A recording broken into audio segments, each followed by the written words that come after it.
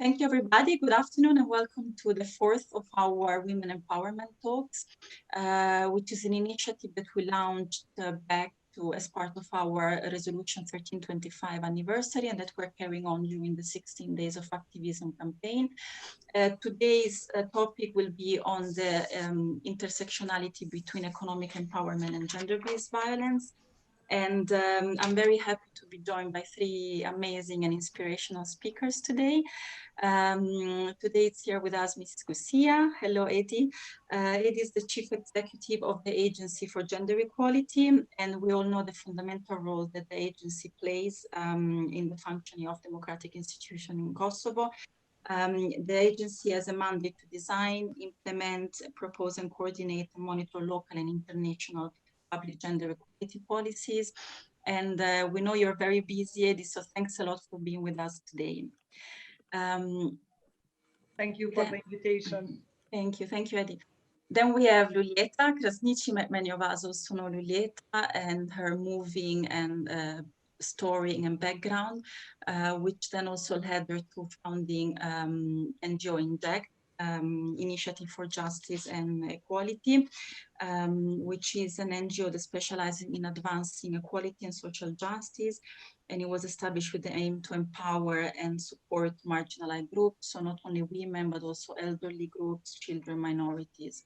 Thank you, Lulieta, for being here today, and it's good to see you. Thank you. It's an honor to be here with you. Thank you.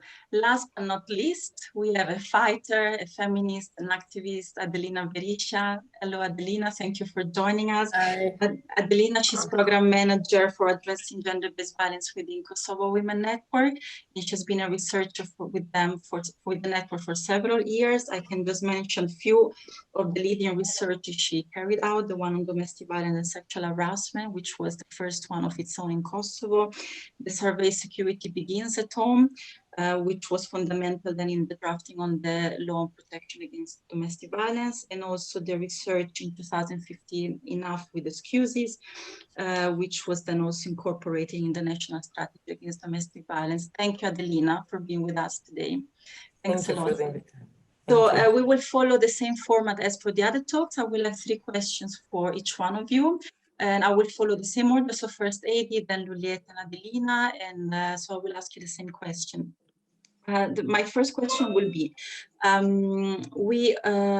we're talking more and more about the importance of having an intersectionality approach to gender-based violence, to deal with gender-based violence and gender-based violence. And it's very important within this intersectionality approach to deal with the relation between economic empowerment and gender-based violence. We know that the recurrent lack of unequal women access to economic resources intersects with gender inequality, and this ultimately leads, especially within the intimate partner sphere, to then increase of violence. We also know that in some societies, an increase in having empowered and economically empowered women has then had an impact on an increase also of violence because of the effect on men and how they perceive this empowerment of women. What can you tell us? How do you see the intersection between economic empowerment and gender-based violence, and where does Kosovo stand on it? Thank you, Eddie. We will start with you.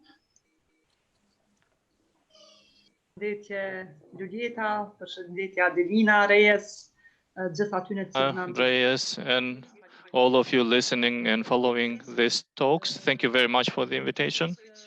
I believe and hope that we all agree this is something that we have been seeing over the years, this phenomena of the gender-based violence, domestic violence, and the issue of economic empowerment is the foundation, is the key factor on the approach we have to apply as a society, as institutions, to prevent and fight domestic and gender-based violence.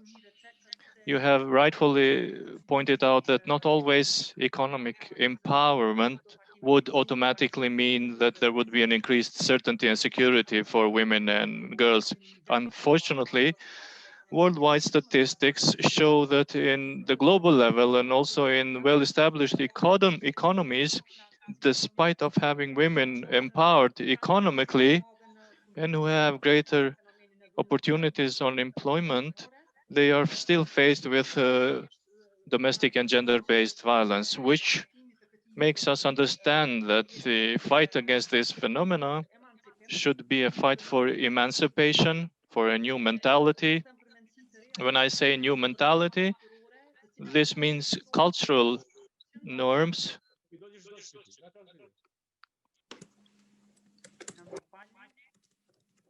I apologize for this.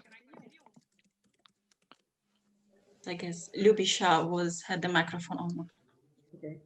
Do të thotë që na tregon që dhuna në baza So this shows us that the domestic and gender-based violence should be approached in an intersectoral base, which puts into the center the emancipation of men and women. This starts with education at early ages of individuals, with curricula at school. So this starts with early childhood when we need to establish the first alliances so that young boys should be seen as our allies for the future to fight this gender-based violence phenomena.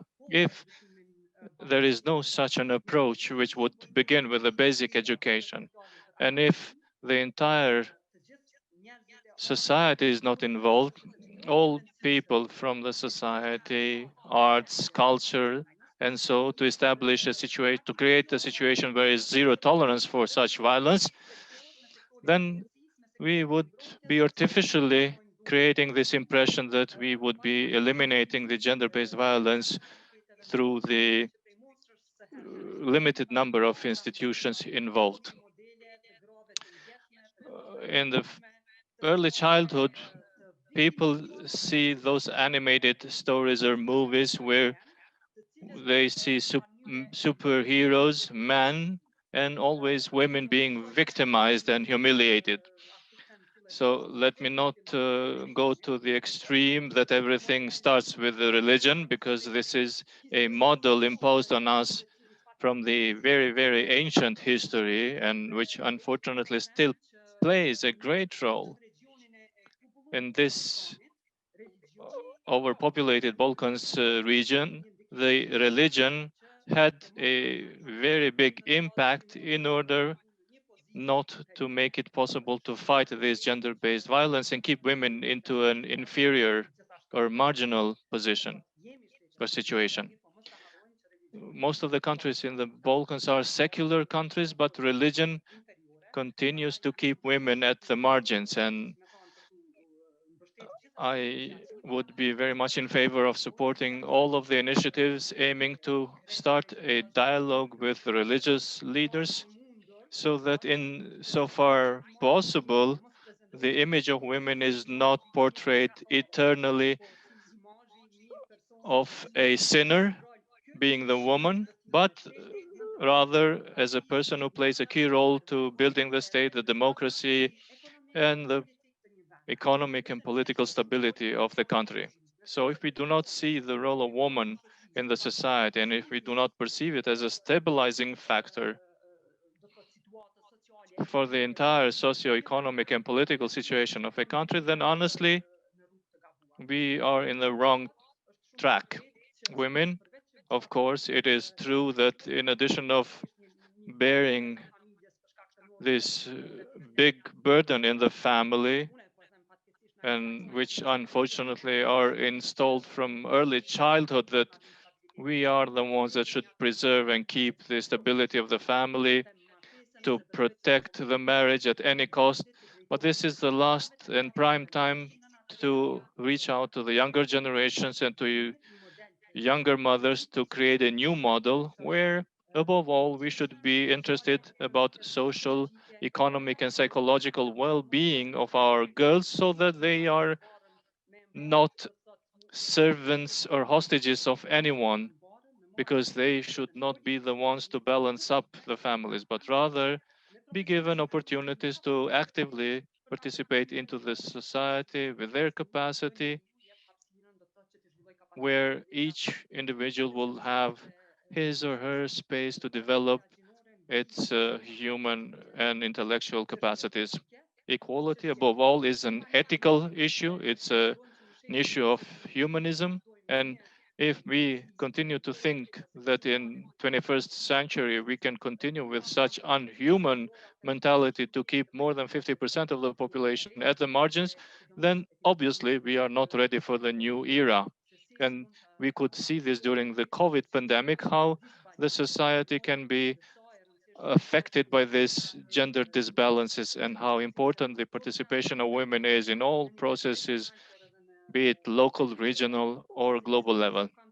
If mankind has not learned from this crisis how fragile are we, then we should put into question our knowledge and wisdom as to ask ourselves whether we learned anything from this situation. We don't have the luxury to leave anyone behind and not to create conditions for her to develop and use its or her entire human and intellectual capacity.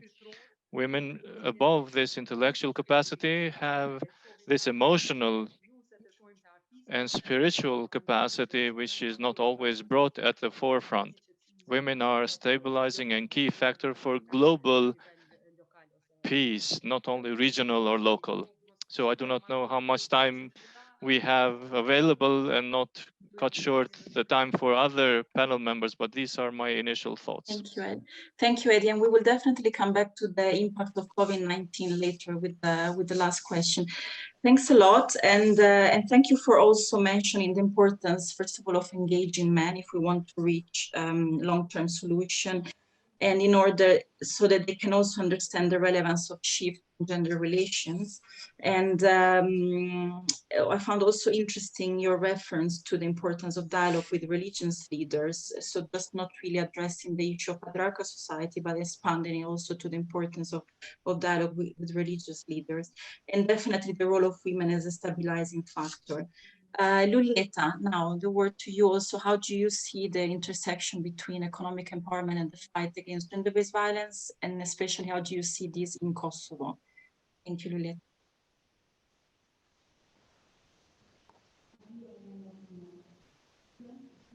I think you are muted, Lulieta.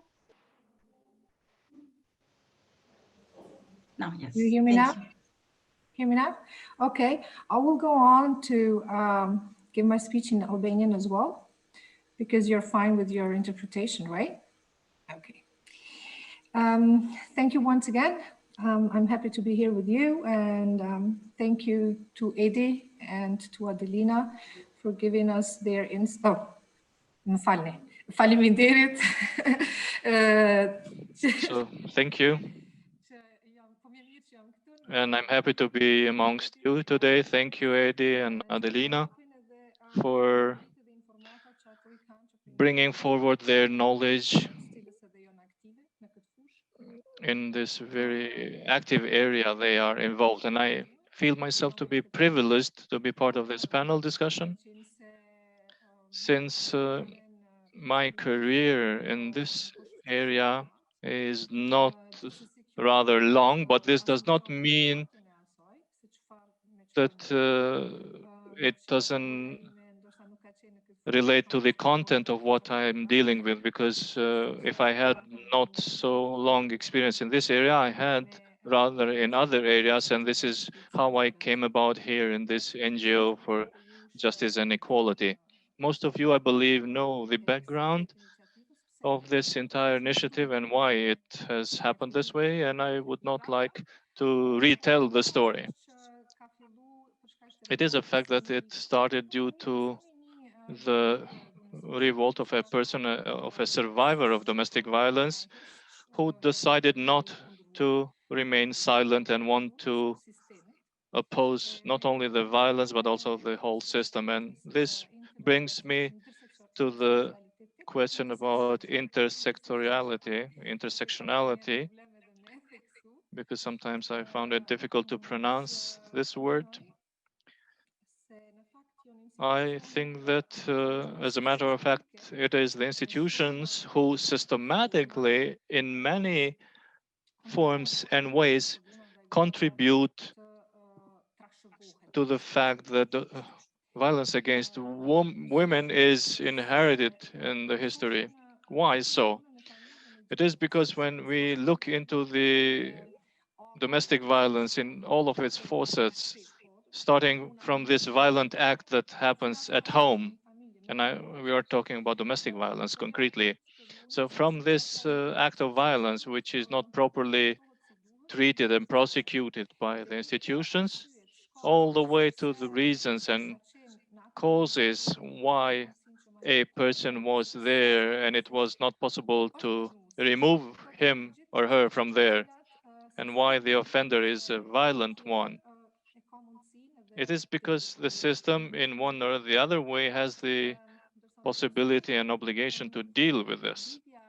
In Kosovo, this intersectionality between economic discrimination, economic violence within the family, where probably you know that if you do not allow anyone to work, if you do not grant access to family finances or to acquire or change title over a property, this type of economic violence in the family has a great impact on the women to stay behind, and they are unable to protest against violence in most of the cases. Because when you are economically dependent on your partner, you are always threatened, even if you make the smaller verbal protest, and not to mention any conflict. So even if you oppose a decision in the family, you feel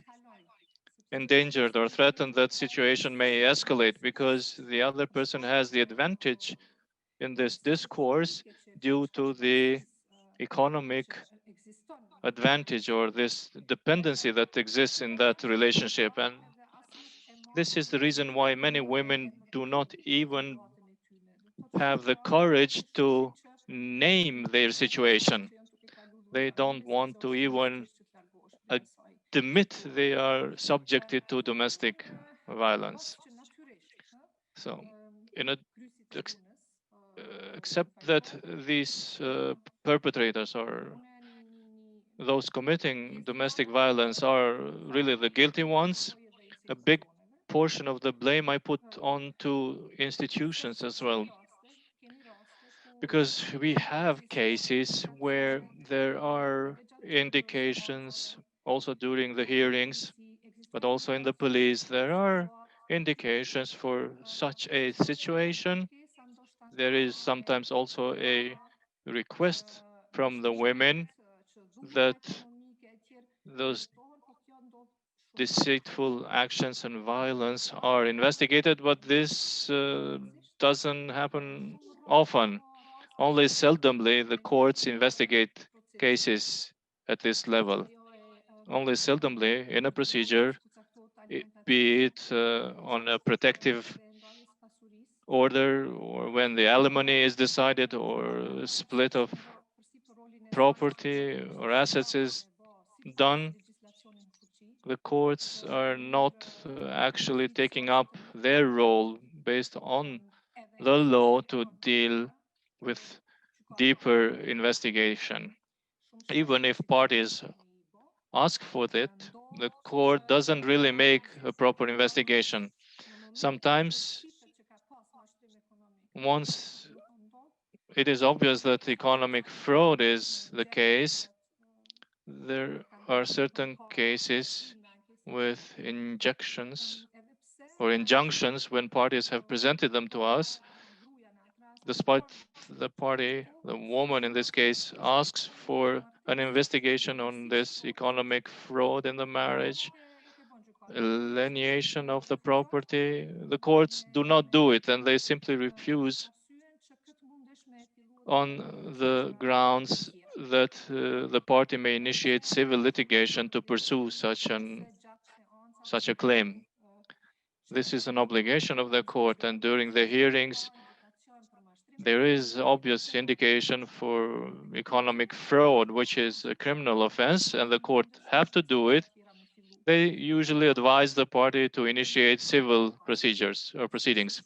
This is an additional burden on women, because most of those who really want to make this extra step to split the assets and property after the divorce, because that would provide for survival and subsistence. We know that about 35% of women make such claims when divorcing. So this is a very low number or figure. At least this is based on our research, and there could be other studies that I haven't seen, but from those that we made, about 35% of women ask for their share of the property. And out of the 35% asking for their share of property, based on our surveys, we realized that none of them have actually been granted to half of the property for various reasons, including for reasons related to the system. So, in addition for women being discriminated,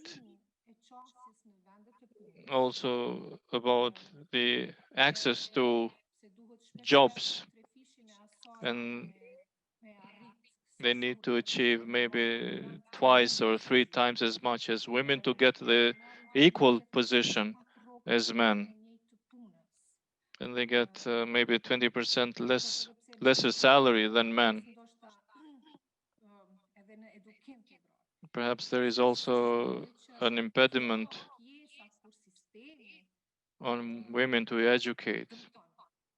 And this is the part when the system fails and damages them. And this is not by coincidence, this omission. I'm ever more convinced that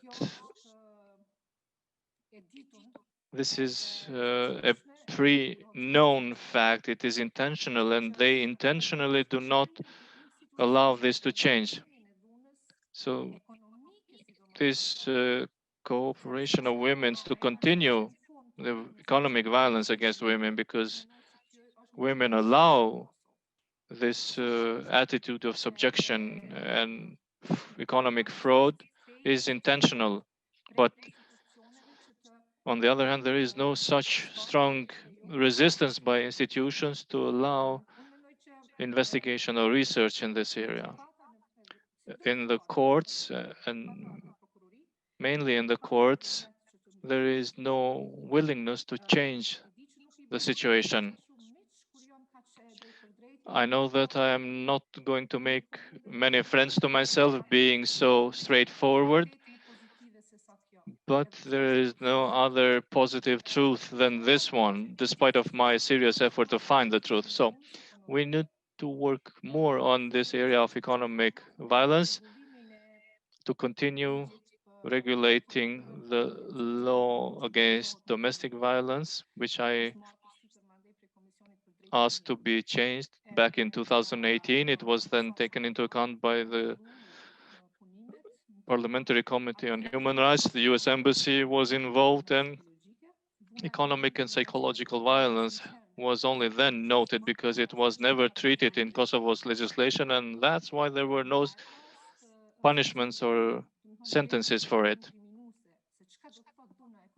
So until we don't have a clear idea as to what this economic and psychological violence means, the police did not react and act upon it. Our insistence is to have the new law adopted as soon as possible, because the amount of amendments made to it exceeded the percentage for it to be called as amendments, and now it has to be redone. Sometimes this saying applies, such as too many cooks spoil the broth, and often many people are involved in an issue which make the success perhaps less important or significant, or not at the way we had expected it to be. Women should work hard not to let various interests to deviate or derail the purpose of this role. of this law. I'm sorry. Economic violence has to be defined properly in the law, which is a well-known concept in many other countries, while it is not so known in our case, and the lawyers cannot properly explain it as it is not sufficiently specified. Kosovo need to obtain a definition of economic violence that would incorporate various facets of not only disallowing women to work or take the money from them, but in particular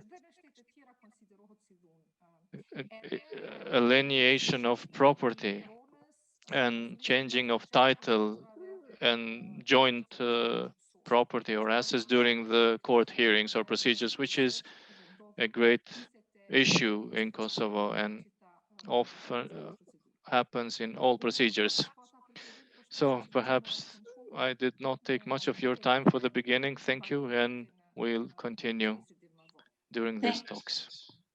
Thank you, Julieta. Thanks a lot, especially for making reference indeed to the problem with implementation of the legal framework, right? So although, of course, the criminalization of economic violence as a form of domestic violence has been a landmark moment, we all know about this, but still a lot of work has to be done on effective implementation on the provision. Also, definitely, you referred to still problem with access to property and inheritance, and also the problem with the measures imposed in protection order and injunction orders. Thanks a lot. Adelina, now the floor is yours. Same question to you. Thank you. Thank you, and I'm going to speak in Albanian to continue the trend of speaking in Albanian so that perhaps it is easier for us to understand each other. It remains less to be said because so many things were said by Eddie and Lulieta, and often when we have panel members who are experts of the area, they leave little room to add anything, being the third one. But I'd like to go back to your question, which was more specific as to where does Kosovo stand as a country in addressing this issue, the economic empowerment and eventual impact of it on domestic or gender-based violence. So before we start talking specifically about economic empowerment of domestic violence victims, we should appreciate and accept, agree to the fact that most of the women suffer economically in Kosovo.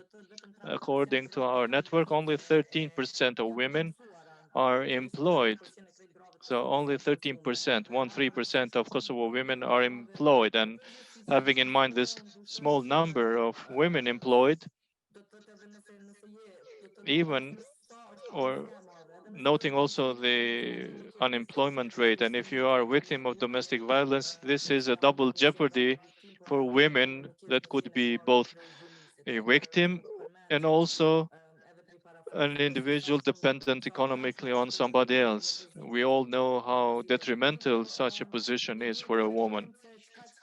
We should now start thinking what we need to do. Kosovo's legislation, in addition to sanctioning such violence, and we need to look into both aspects, economic violence as a form of violence and also participation of women in the labor market, economic empowerment. And so these are two opposing sides. We said that a woman can be employed but a victim of violence, or equally unemployed and again victim of violence. It's much more different for a woman that is economically independent and unfortunately can be subject to different types of such violence. And I'm looking into the number of women seeking assistance from our network. When a woman is employed, she knows the law, it's much easier for us to explain to them the ways and avenues they can pursue. But then it is so much difficult and different for women that are not employed and totally dependent on their partners. In this case, the state hasn't done a lot in this rehabilitation and reintegration part of victims, women that are victims of domestic violence. Centers for social work need to cooperate with employment offices, vocational training centers, and they should assist women if they are interested to continue education. But in practice, this doesn't really happen often, if not at all. So this should be our main focus and aim, so that this system of rehabilitation and reintegration and the services provided by centers for social work or institutions, these services should be put into practice and not only blueprints of nice documents. Chiara mentioned surveys and studies where I was involved, and I know it myself when we met with directors of employment offices or vocational centers. Both of our strategies required these two institutions to take into account victims of domestic violence, but when we talked to them, they were not even aware of the existence of this strategy. On the other hand, we expect that they will be treating cases with priority, and most of them gave ad hoc justifications, and this was not an institutionalized one. So when they were cornered against the wall, they said, this is all we could do. This is not the answer we were hoping to get, because noting the sensitivity of the cases of women victims of domestic violence to be prioritized in order to make easier their reintegration or rehabilitation. They, these women often had children that were totally dependent on their mothers, and this prevented them to pursue further judicial proceedings. And then they were faced with a divorce, and often Centers for Social Work grant custody to their fathers despite of being violent, but because they are economically better off. And these are all elements interrelated. Then we have the critical moment when the violence happens, but that is not only the only moment when we need to provide assistance, and this assistance should be also provided if victims are sent to shelters and after they get out of the shelters. So our country is not working much on this economic empowerment of women, in particular women that are victims of any type of violence. I believe and hope, and also the law was mentioned, and Adi can tell us more about the law, but the law was always a duty of Ministry of Justice to amend it. And now it is with the Agency on Gender Equality, because the national coordinator started this process last year. Currently, I don't know what the status of it is. This year, we have the Istanbul Convention, which obliges us to harmonize the law with the convention, and we hope that everything will be done for the benefit of women and girls in order to protect them as much as we can, in line with the provisions worked out by international or worldwide experts. And we would be in line and in the trend, the same trend with the global movements. We should always have in mind this economic violence, as mentioned by Lulieta, as a form of violence, but also these other aspects, support and economic strengthening, empowerment that should come from the state, from our institutions, which, as we all agreed, unfortunately is lacking. So, thank you. Thank you. Thanks a lot, Adelina. Thank you for mentioning also, like, I found it very interesting what you mentioned within this intersectionality aspect, also collateral effects that we often don't consider. So, for example, the fact that children are often entrusted to the male often perpetrator because he is economically independent. And also, it's of course, like we've been talking about it quite often, how we really need to have an effective working coordinated approach among service providers, right? In order to have an effective response. And thank you for mentioning the Istanbul Convention, because this links it to my second question to all of you. So we all know what a landmark moment has been in Kosovo, the inclusion of the convention in the constitution. On the issue of economic empowerment, the Constitution, the Istanbul Convention refers to it in several of its articles. Just to mention, Article 12 of the Convention calls for the promotion of specific programs and activities for the empowerment of women. Article 18, when talking about states' general obligation, refers to empowerment and economic independence of women victims of violence. And again, Article 20 of the Convention also links access to employment as part of the process of victims' recovery.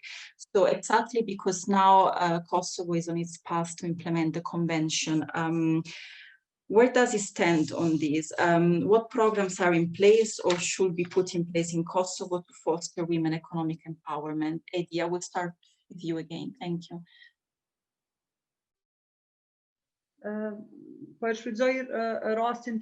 Let me use this opportunity to make two small additions on the law on protection against domestic violence. The law was never a mandate of Ministry of Justice. This law was prepared by the Gender Equality Agency, and then we had contracted the Kosovo Women Network to complete the study, Security Starts at Home, which preceded the drafting of the law.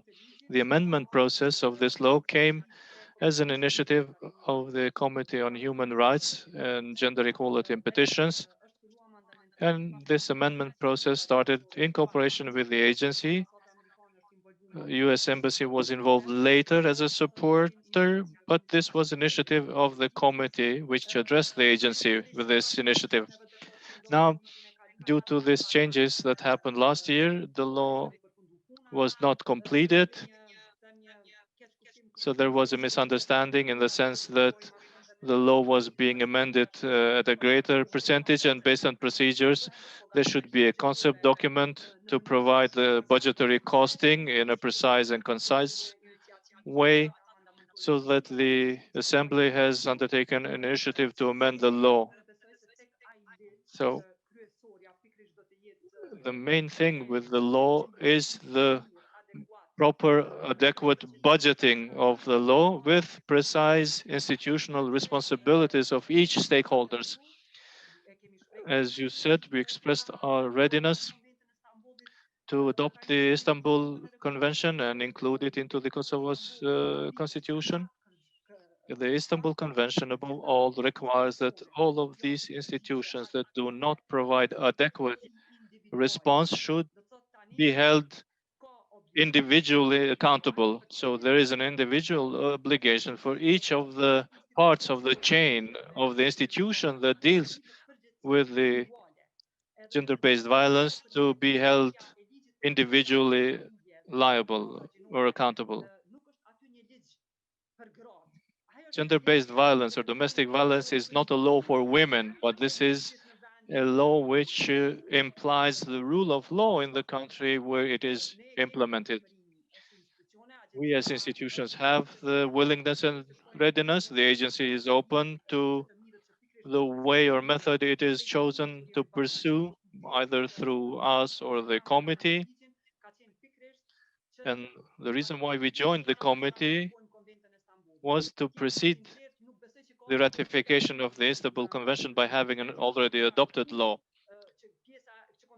So I think not always the countries understood the great responsibility which is brought by this convention, because we have another much more important conventions, which is the CEDAW convention that opens every door if there is a readiness to implement this law, and we know the case of Diana Castrati. Now, with regard to the response of judiciary, I agree with Lulieta that the attitude of the judiciary is somewhat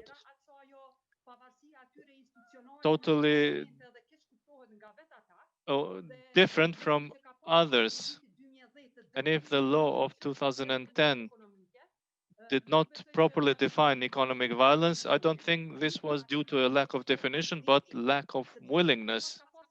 Because if the law against domestic violence did not have it, the law on gender equality of 2015 has it, which is evaluation or assessment of unpaid work. And this is exactly the contribution of women in the family. And if the judges start with their own experiences, their cultural norms and education, they cannot make such calculation.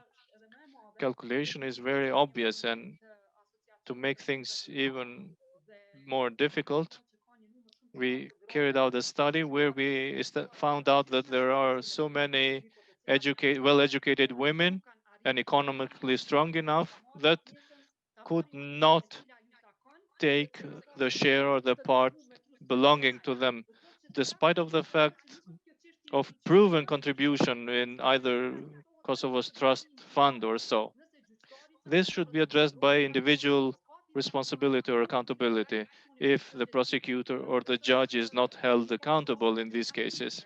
We had ample cases when our mothers died, young women died, and the sentences were reduced by half for so-called procedural omissions or violations. And we should know what these procedural omissions really were, and there should be accountability related to it.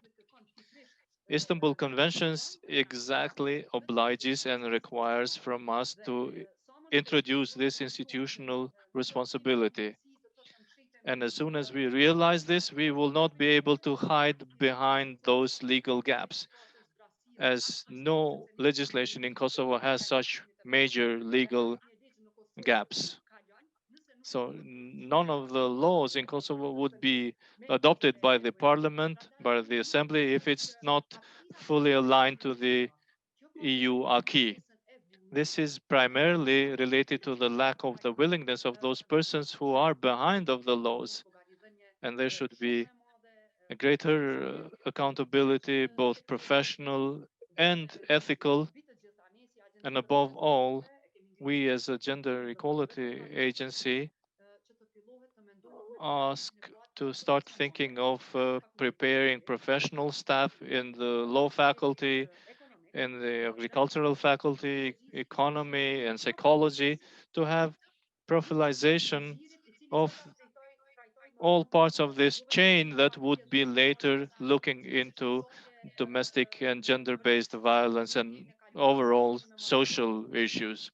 Last year, we signed memorandum of understanding with the Pristina University with the support that we got from Swedish SIDA for a 4-year project to increase capacities of our agency, and the economic faculty, with the support of SIDA, introduced a new subject, gender and economy, to prepare new staff or new cadre who, as Lulieta said, due to the lack of skills of judges or economic experts, we start developing this asset or this profession that would be looking then afterwards into the contribution given and played by women in the society, which is calculated in the GDP. So all of this service or support that the women provide, not only in the family, but for persons with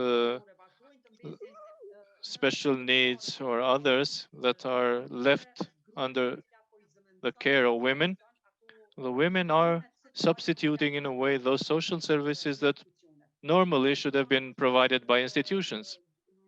On the other hand, I cannot go without mentioning another fact that Kosovo for many years is going through a tense political situation affected by developments in the region which do not make us immune of it. So there are no foreign investments and opening of new jobs in Kosovo, young girls in Kosovo.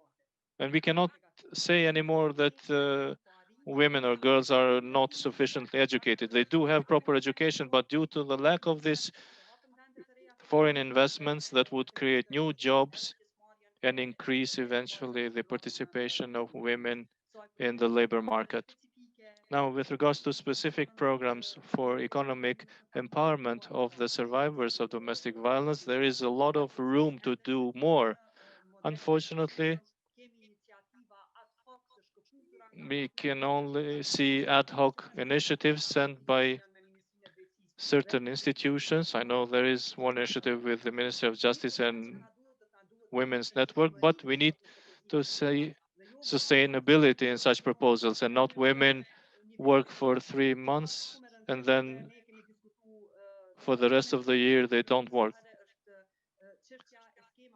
The issue of social schemes, which we discussed also with the Ministry of Labor and Social Welfare, some women and some men that are part of social schemes, once a short-term employment is offered to them, in order for them not to forfeit this social assistance, they do not accept this proper or regular employment. And then the Ministry of Labor has a very long procedure to send them back to social schemes if they have accepted a job in the meantime.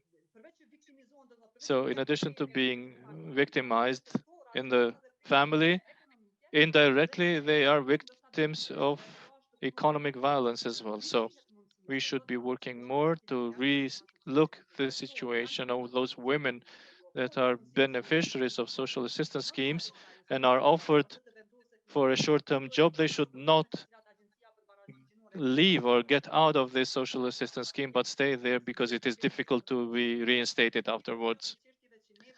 This is one of the issues that concerns us a lot, and a positive news which we saw during the pandemic, we saw that during the employment agency, despite of active measures for labor market, 52% of beneficiaries are women. And I would encourage all NGOs, in particular those who are involved in community work, as there is a need for professionalization of NGOs as well, because those working with the community have it easier to reach out to the women. So they should work in encouraging women to register or enlist as unemployed and have the proper information and data where these women are, how can we track them down, so that when we have measures in place, those should be commensurate to them. Because not often we see that active labor measures are proposed that could have functioned somewhere else in the world, but not in Kosovo. So in order to have targeted measures, the first element is to encourage women to get out of there, to come forward, to register, so that we know where the human capacities are, which will make it easier to improve their lives. What affected social work and social workers? I don't think this was something related to lack of knowledge on legal framework, but legal procedures often make more harm than good. And I'm talking here about law on decentralization.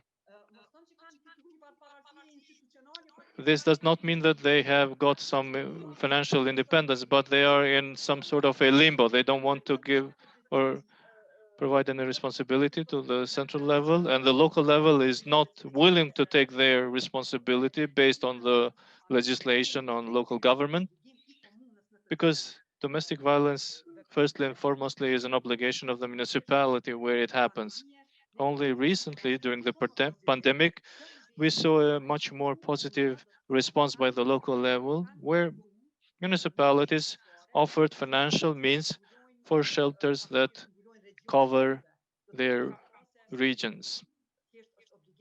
They understood this was an obligation of the local level to provide assistance to victims that are subject of this violence and not always looking to the center, because the local level has no willingness to deal with the cases. And a positive example could be noted in the municipality of Jakova, where the mayor signed an agreement with the shelter for the next 3 years.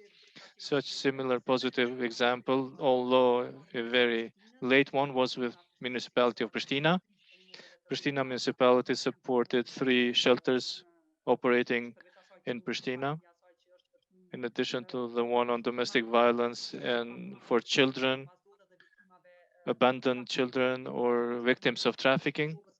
Also, municipality of Fuskosova assisted the shelter in Pristina. So that may not continue any further, but the Istanbul Convention will require and requires institutional responsibility for each part of the chain treating the phenomena of domestic and gender-based violence. Up until we do not place personal responsibility on those individuals who decide on the lives of individuals, be it in the cases of divorce, physical abuse, or to make it worse, death of someone, this is the Istanbul Convention that will be actually covering all in its essence. Thank you, Eddie. Thank you for touching upon so many aspects, and I find it very nice how you mentioned several times the words of accountability, institutional responsibility, needs for specialization of professionals in service. And this is really definitely what we're looking forward to, with also thanks to the inclusion of the Istanbul Convention. Julieta, the word to you also now. Thank you. Same question.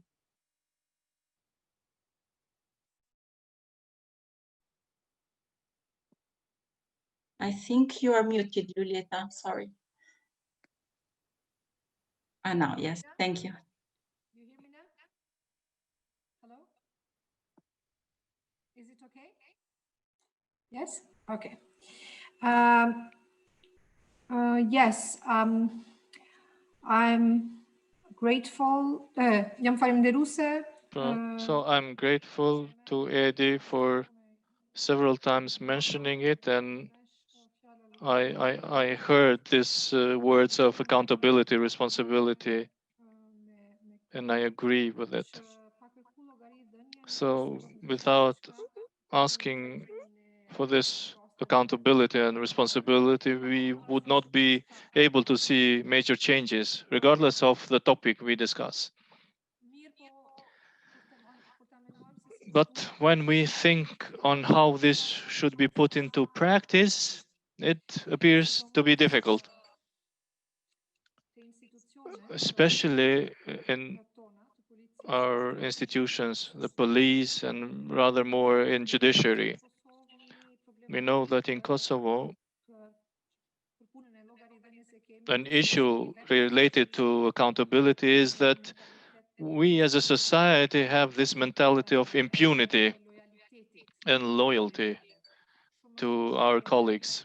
We are much more loyal to colleagues, to the circle that we know, rather than to the principle of justice. And this is because Kosovo is a very small country, a close-knit society, and people know each other. Another difficulty or problem regarding accountability, and here we are talking about women, not generally, is the issue of judiciary. As Ede pointed out, judiciary oftentimes misunderstands the expression independence or discretion, non-intrusion or non-influence. This is the freedom in decision making by a judge and his discretion cannot create a state within a state. So judiciary cannot be a state of its own. What happens in our case is somewhat complicated, mostly because of this, that the judiciary has managed to make this expression or notion of judicial independence so important that they are immune and not so much in favor of taking into account the contributions of others. And usually things are dealt by this independence of judiciary, which is true only based on legislation. But then Another issue is to see whether they decided fairly or not. A judge is not ultimately independent to decide the way he or she so pleases. Independence of judiciary does not mean that no one dares look into their decisions, but our practice is actually so. In our practice, no one actually can go and revisit decisions of the judiciary.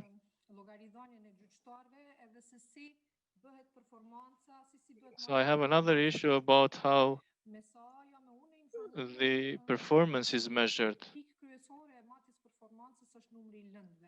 And an indicator to measure the performance is the number of cases dealt by a prosecutor or judge during a particular period of time. And that is not the best measure of their performance. This is only a quantitative measurement, but not qualitative. We have issues with the implementation of legislation in a proper way and not simply to deal with cases. I am not sure to what extent the Judicial Council or KJC checks on the merits of decisions or cases dealt by the judges. I mentioned the economic part of women, and as Inject, we worked hard about alimony and subsistence, and there is no harmonization in the judiciary. We have cases where, depending on the judge, the decisions are made differently.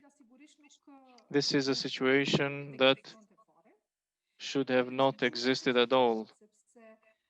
But in our opinion, it has to, as there is no sense when one law is interpreted differently based on the judge. So there should be a regulation.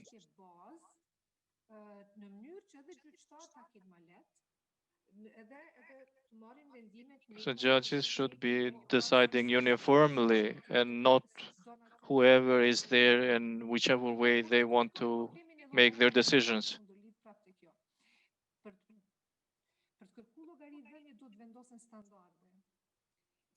In order to ask for accountability, there should be standards introduced. Standards in the judicial practice will have to be checked where these standards are, how decisions were made. Often for us, it was not clear and difficult to understand about the alimony, how decisions are made. How does a judge decide on alimony or splitting the property? What's the share? Is it based on contribution or so? Usually they calculate it based on the material side, and this is wrong because the law on the family, prior to being amended in 2019, contained the basis, and the basis was always that the common or joint assets shall be split on 50-50 basis. But I do not know of a single case where the court decided to split it on 50-50 basis. On the other hand, those from the courts or persons who work in the courts, officials say that yes, it is done in that way. But I haven't seen any such decisions. I think this is a problem because if this was not done automatically and if it's done based on contribution, how this contribution was decided. There should be standards set first and then ask for accountability. But asking for accountability is difficult in the judicial system because they are covered with this justification of judicial independence.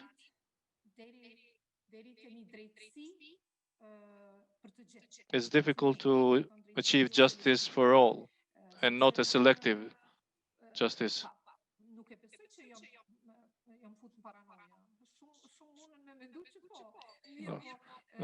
Some may think that I'm being paranoid, but I don't think so. All of the indications lead us to this conclusion that these are not by coincidence and that there is lack of willingness.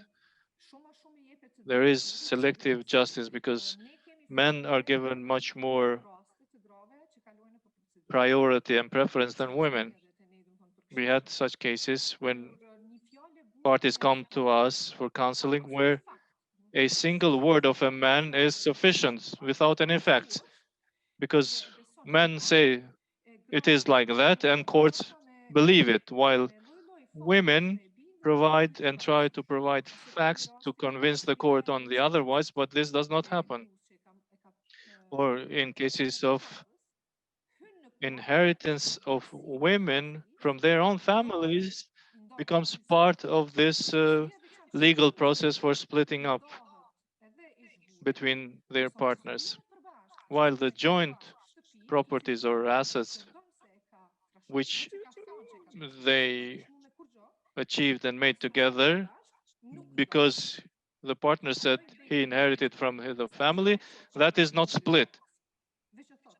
So this is only the word of the partner, it's not a fact, while the specific or special property of women that is obviously inherited is then also subject of this process.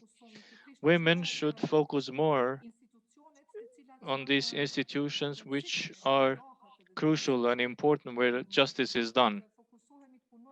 We should focus ourselves and work where we have chances to change things because there are so many aspects of what we are discussing, including foreign investments, employment of women.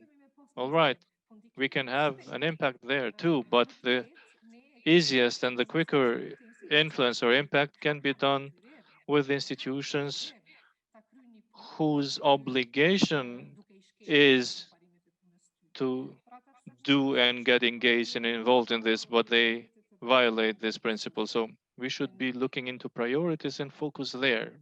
Thank you. Thanks a lot, Julieta.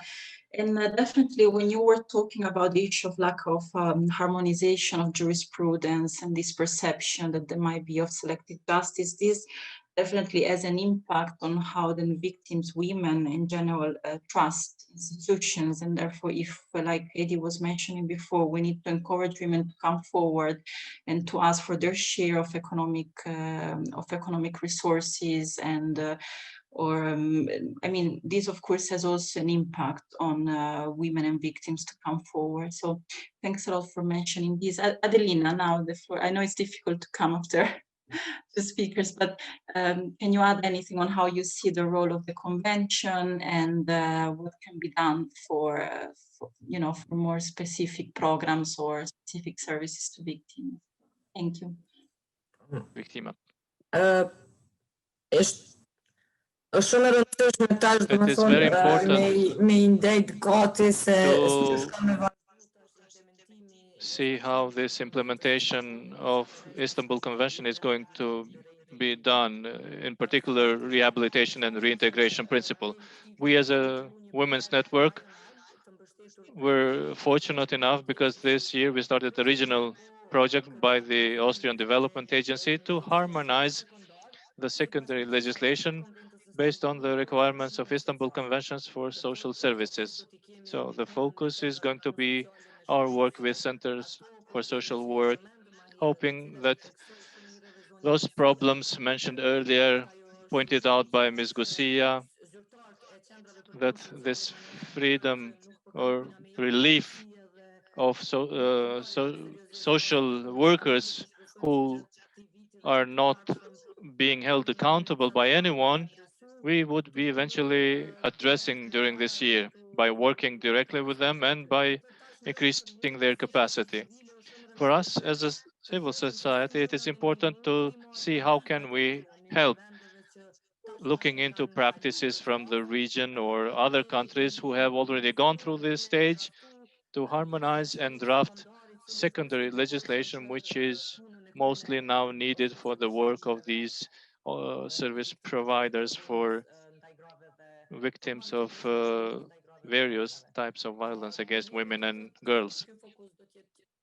For us, this focus is going to be essential, and it is directly related to the other part we mentioned earlier that was not worked a lot in Kosovo, the rehabilitation and reintegration, whereby women's victims of violence should not become social cases. They should not be numbers of in the databases of centers for social work seeking for social support. They should be empowered to increase their capacity and see their chances of employment. During the pandemic and during the crisis this year, we managed to have a memorandum of understanding between the retailers and the shelters to see whether any of women housed or accommodated in the shelters could work in any of those retail businesses. Perhaps this could be a small initiative, but the main aim of it to empower women victims of violence. And we consider ourselves to be lucky enough to be able to undertake such initiatives because at the end of the day, we hope to find partners, those who understand these difficulties and hardships, and then try and institutionalize it. Employment offices, vocational training centers, centers for social work, all of them, since now we are signatories of Istanbul Convention and we committed to implement it, these three major institutions should prove themselves, and if they fail to do so, then we will lag behind and won't be able to ensure that this institution will carry out their tasks and duties in conformity with legal requirements. Eri also mentioned that those persons, individuals who do not complete their tasks should be held accountable for such failure. And this we need cooperation of all actors and stakeholders because unfortunately, because of representing the state, they also praise each other and not be critical. We should be critical of each other, same as in the civil society. We often have difficulties with each other by saying, you haven't done this job properly, you should have invited us, this initiative should have been a joint one, and so. And similarly, the state institutions should be working in a coordinated manner because, after all, they are paid by taxpayers' money. So I hope that with the adoption of Istanbul Convention, there will be one-to-one or direct meetings with representatives of all of these institutions. As often we see they are not informed, they don't realize there is a legislation or legal obligation on them to understand that these are their responsibilities and they have to address them. Always we see this justification that we don't have the conditions, decentralization has done it, and these justifications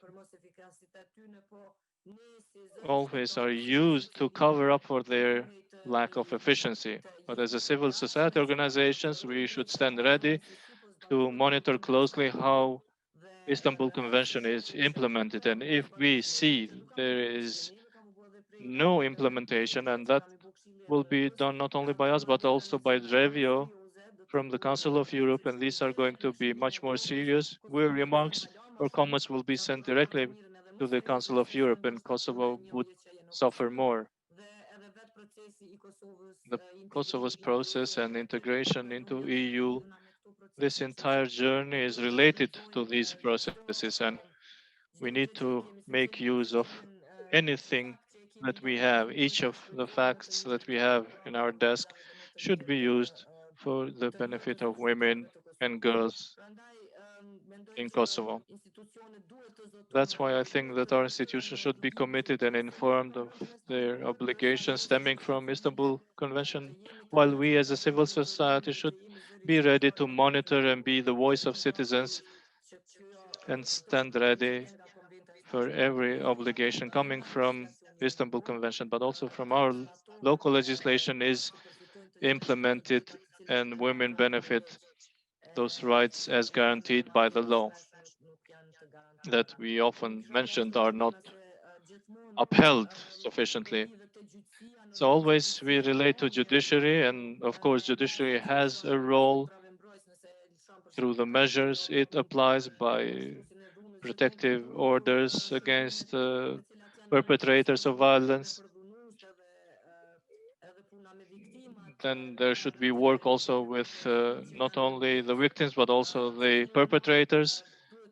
And always we should see, despite of the courts being independent, which part of the chain is failing. If the prosecution fails to collect evidence, if the police doesn't interview properly the victim, then the sanctions would be lower.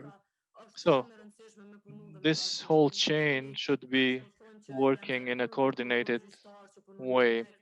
Recently, we know there are designated prosecutors and judges to work in these types of cases, and they should attend and follow training on daily basis and not simply have a module completed and believe they now are experts of it. They should follow updated training in order to be able to apply those provisions against any type of violence, and not only to the capacity these representatives of institutions have. As previously we all said, there was no proper budgetary planning or lack of political readiness to implement what our institutions are obliged to implement.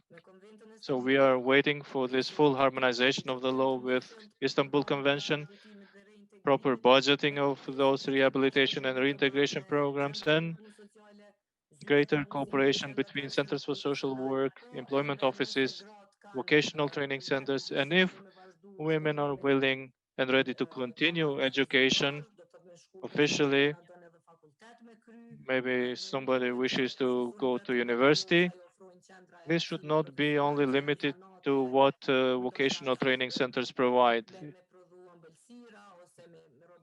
for pastry or tailoring, but maybe certain women have higher ambition that goes beyond vocational training. So these women should be provided with the possibility to get what they really are entitled to and what they wish to pursue. Thank you. Thanks a lot, Adelina. Thank you also for referring to this holistic approach of the Istanbul Convention, and which calls for, as you mentioned, a coordinated response in support and assistance to victims and survivors. And I know we are running a bit out of time, but as the my last question would be, I mean, you all mentioned already the ongoing pandemic situation, and we know that the pandemic has in fact worsened an already worrying situation, and we need to use this momentum to ensure that COVID-19 responses and post-crisis recovery plans promote even more women economic empowerment and address gender inequalities in employment and social protection systems. So just to conclude, a very quick key message from you that you would like to share with women and victims. I will start again from Eddie. Thank you.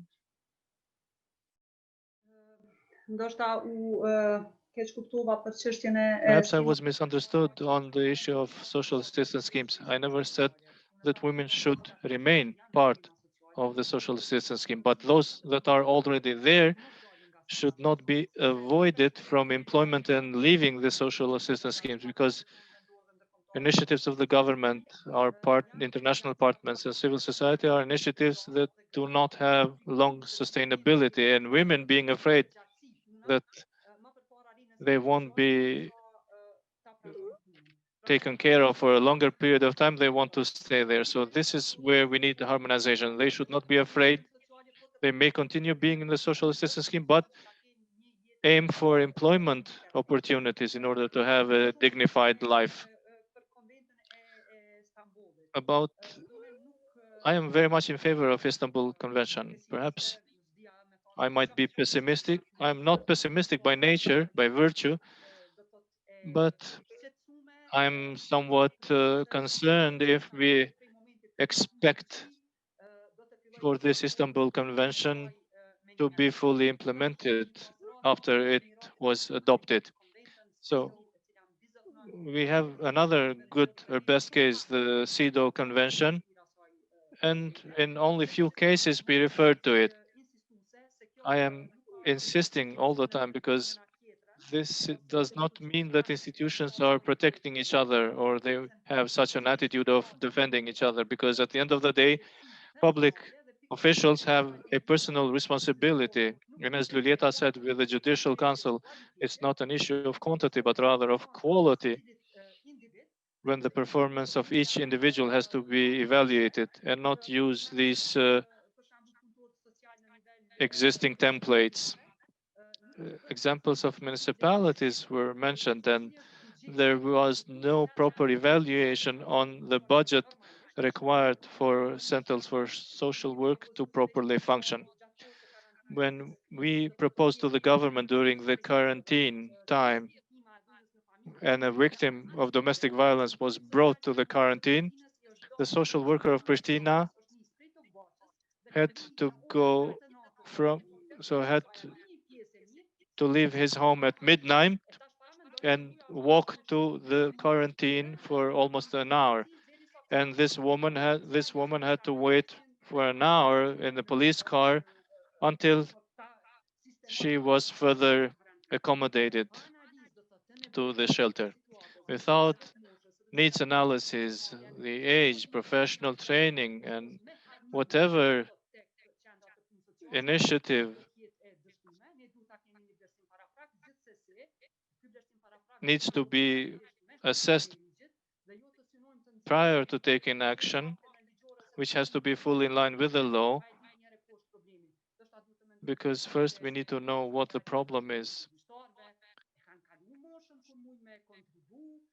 Some of the women have already exceeded the age when they can contribute, but there are modalities, methods, and we as institutions, as citizens of this country, have this moral responsibility to seek individual liability or responsibility of those individuals who treat cases of domestic violence, because we do not or cannot afford losing any more lives, because women are suffering long-term consequences, and we have whole generations of affected individuals because of violence exercised on their women. We are in a post-war situation, but the younger generation, these young children who are born in 21st century, have to be educated based on a new mentality so that these new generations are not poisoned by this system of hate, or rather lack of willingness to understand what really happens in the family. The issue of domestic violence is not an issue of the family, but it's an issue of the state. And the state has the obligation, it has the mandate to intervene when the life is threatened. If we had 2 or 3 cases of judges or prosecutors, as Lulieta mentioned, of their analysis of the cases where the case failed, we would have been much more careful in carrying out our mandates. So there would be a lot to be said and discussed today.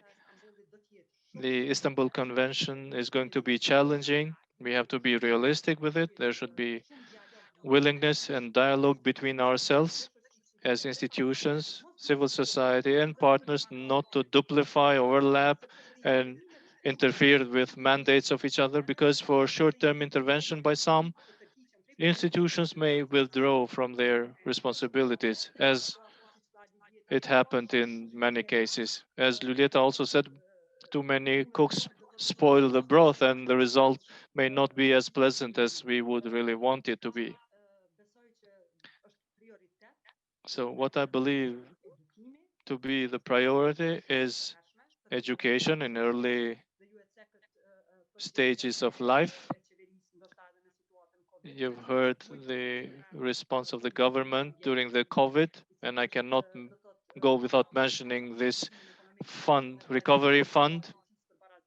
It's item 10, and 2 million euros were allocated for 2021. We are implementing currently the fund of 1 million, but private kindergartens and those that are part of public and private partnership employ the largest number of women, but on the other hand, they provide sustainable services for mothers who could then turn to the labor market.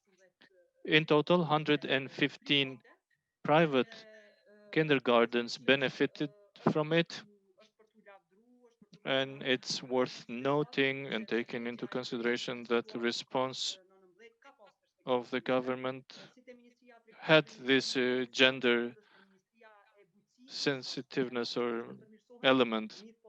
Of course, there is always a room to improve, but due to this insufficient stability in the region and tensions that we have gone through, changing of the two governments during this situation, we could still relatively manage well the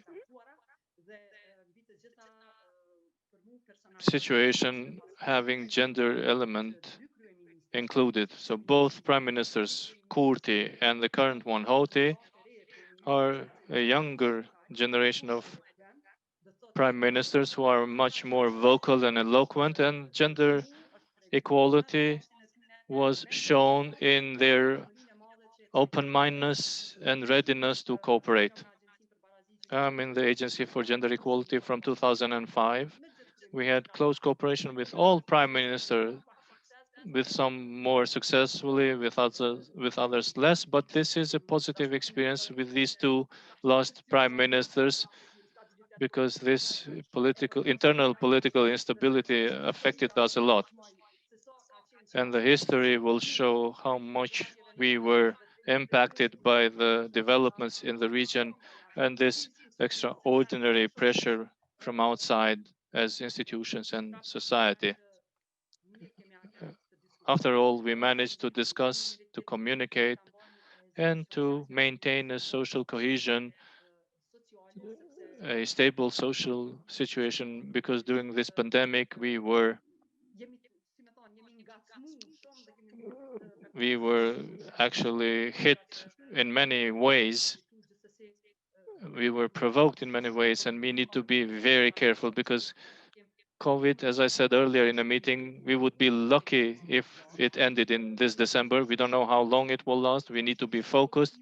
We should be much more positive and cooperative with each other, and perhaps we will manage to see this light at the end of the tunnel and a more stable Thank you, health Eddie. situation. Thanks a lot. Thanks a lot for all these powerful messages. Julieta, also the word to you, like a key message you would like to send out, considering the current times we're living, and how we then can move forward to the post-pandemic situation. Thank you, Julieta.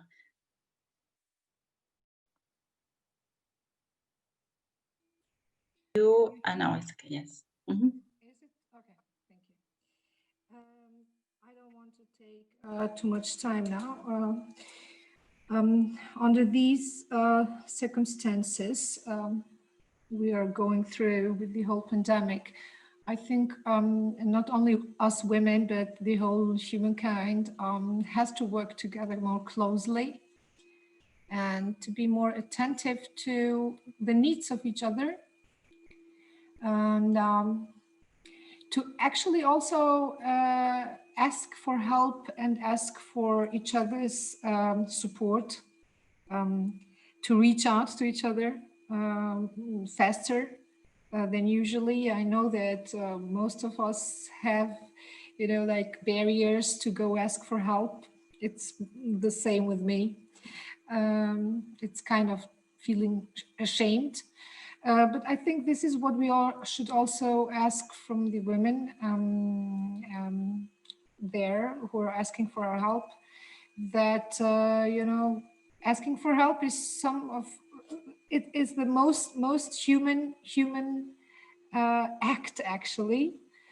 Oh, I just realized I'm speaking in English. I'm sorry. Okay. Então, kërku ndihmë Asking for help is a very humane or human action, and we should tell to these women out in the field that in these difficult times through which the entire world society is going through, we have to be much more tolerant and solidar to each other. We as organizations that work in this area have to show this solidarity also towards the needs of each other in the institutions as well. And the cooperation should be closer and bigger, because in this pandemic situation, cooperation has become much more difficult when we cannot meet directly. But the needs and requirements of each organization have to be supported by the other or of the other. Our causes should be joint and common ones. They should not be fragmented. Each of our organizations have their own areas of expertise, but we should try and move forward the needs and requirements of other organizations dealing with issues related to women. I hope and pray that you would all be healthy and safe during this pandemic, and hope to see it over soon. Thanks a lot, Luleta. Adelina, and I know you have to leave us soon, so just a final quick message from you out to victims and women. Thank you.